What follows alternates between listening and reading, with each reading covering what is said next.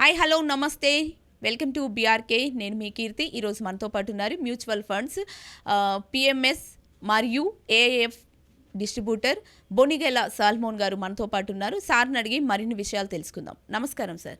నమస్తే మా కీర్తి. సార్ మాకు కొన్ని డౌట్స్ ఉన్నాయి ఇన్వెస్ట్మెంట్స్ అన్నింటి మీద. సార్ ఇండెక్స్ ఫండ్స్ యాక్టివ్ ఫండ్స్కి డిఫరెంట్ ఏంటంటారు? చూడమ్మా, ఇండెక్స్లు ఏమిటి? మన భారతదేశంలో స్టాక్ మార్కెట్ ఇండెక్స్లు ఏమిటంటే సెన్సెక్స్ ఒక index, Nifty, next Nifty, Nifty 100, Nifty 250, Nifty 500, bank Nifty, ఇలా ఇవన్నీ ఇండెక్స్లు అంటే ఏంటంటే ఎకానమిక్ సూచిక. ఇండెక్స్లో ఏంటంటే ఒక క్యాలిక్యులేషన్ ఉంటుంది. ఏ స్టాక్ ఇండెక్స్లో ఉండాలి, మ్యాథమెటికల్ క్యాలిక్యులేషన్స్ ఉంటుంది. ఇండెక్స్లో ఏంటంటే జనరల్గా డైవర్సిఫికేషన్ ఉంటుంది. అంటే ఒకే బ్రాడర్ ఇండెక్స్లో డైవర్సిఫికేషన్ ఉంటుంది. అంటే ఒకే రంగం కాకుండా వివిధ రంగాల Sensex Nifty broader index, Nifty 150 కానీ, నిఫ్టీ 250 కానీ, నిఫ్టీ 500 ఇవి బ్రాడర్ ఇండెక్స్లు. వీటిలో వివిధ రంగాలకు చెందిన స్టాక్స్ కంపెనీస్ ఉంటాయి. సో ఇండెక్స్ ఫండ్స్ అంటే ఏమిటంటే, ఇప్పుడు సెన్సెక్స్ ఫండ్ అంటే అందులో 30 కంపెనీస్ ఉంటాయి సెన్సెక్స్లో. సెన్సెక్స్ ఫండ్ అంటే అర్థం ఏంటంటే, మనం డబ్బు ఇన్వెస్ట్ చేసామనుకోండి, ప్రతి కంపెనీకి ఒక వెయిటేజ్ ఉంటుంది.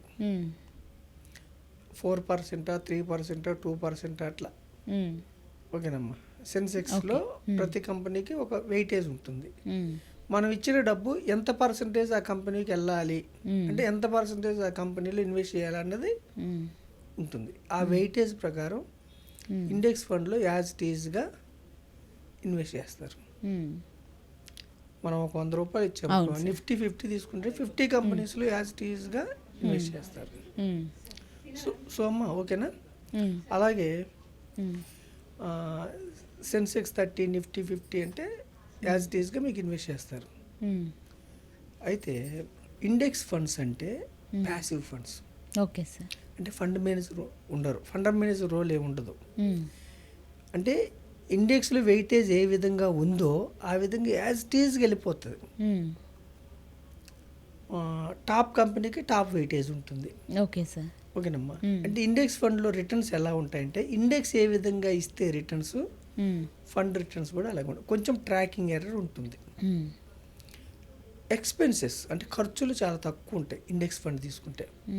అయితే రిటర్న్స్ ఇండెక్స్ ఫండ్ ఎంత ఇస్తుందో అంతే వస్తుంది, పెరగదు తగ్గదు. సపోజ్ నిఫ్టీ 50 గత 10 ఏళ్ళ నుంచి 12% వచ్చింది అనుకో, మనం నిఫ్టీ 50 ఫండ్ తీసుకుంటే అదే పర్సంటేజ్ వస్తుంది. కొంచెం ఎక్స్పెన్స్ రేషియో ఉంటుంది. ఇప్పుడు చూడండి, యాక్టివ్ ఫండ్ పేరులోనే ఉంది. యాక్టివ్ ఫండ్ అంటే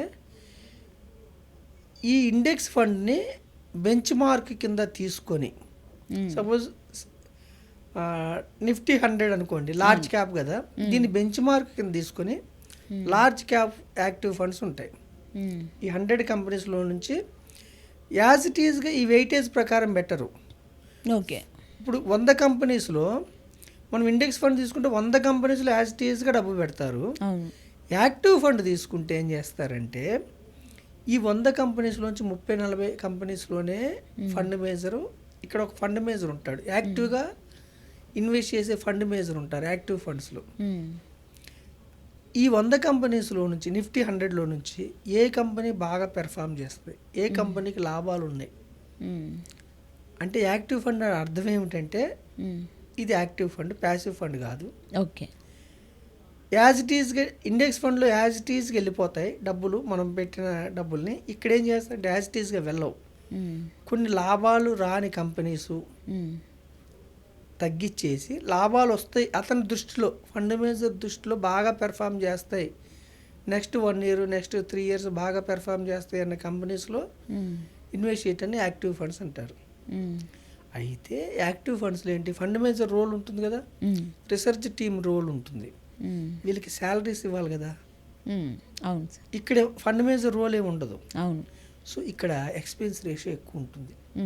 సపోజ్ ఇండెక్స్ ఫండ్స్లో 0.30 అంటే 100కి 30 పైసలు 40 పైసలు అలా ఉంటే, ఇక్కడ 2%, 2.5 లేదా 1.75 అండ్ 100 రూపీస్కి 1.75 1.50 అలా ఉండే అవకాశాలు ఉంటాయి.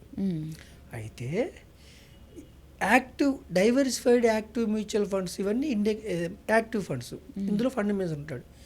అయితే మరి ఇన్వెస్టర్స్ ఇండెక్స్ ఫండ్ కాకుండా యాక్టివ్ ఫండ్స్ ఎందుకు చూస్ చేసుకోవాలి? ఎక్స్పెన్స్ రేషియో ఎక్కువ ఉంది కదా.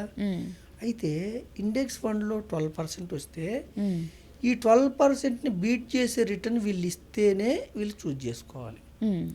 సపోజ్ వీళ్ళు ఇక్కడ 12% వచ్చింది అనుకోండి, 100కి 12% రిటర్న్స్ వచ్చినాయి అనుకోండి, వీళ్ళు 15 ఇవ్వగలిగితే యాక్టివ్ ఫండ్స్కి వెళ్ళొచ్చు, 16 వెళ్ళొచ్చు. అంటే ఇండెక్స్ ఫండ్ కంటే 1% 2% ఎక్కువ రిటర్న్స్ వీళ్ళు జనరేట్ చేస్తే, ఆల్ఫా జనరేట్ చేస్తే యాక్టివ్ ఫండ్స్కి వెళ్ళొచ్చు.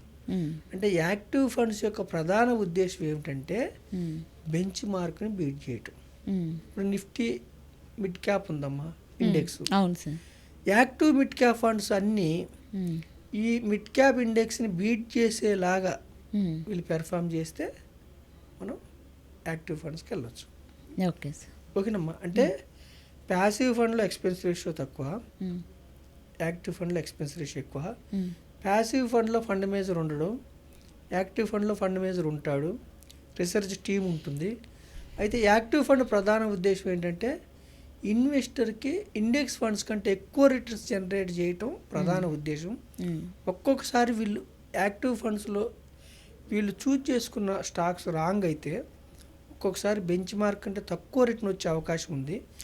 బెంచ్ మార్క్ కంటే ఎక్కువ రిటర్న్ వస్తేనే యాక్టివ్ ఫండ్స్ సుపీరియర్. మోస్ట్లీ అన్ని మ్యూచువల్ ఫండ్ సంస్థలు, most of the mutual fund సంస్థలు active funds, diversified equity active funds బెంచ్ మార్క్ని బీట్ చేసేలాగా వస్తున్నాయి. Okay sir. ఇండెక్స్ ఫండ్స్కి యాక్టివ్ ఫండ్స్కి ఉన్న డిఫరెంట్ని చాలా చక్కగా వివరించారు. Thank you so much sir. Thank you అమ్మా.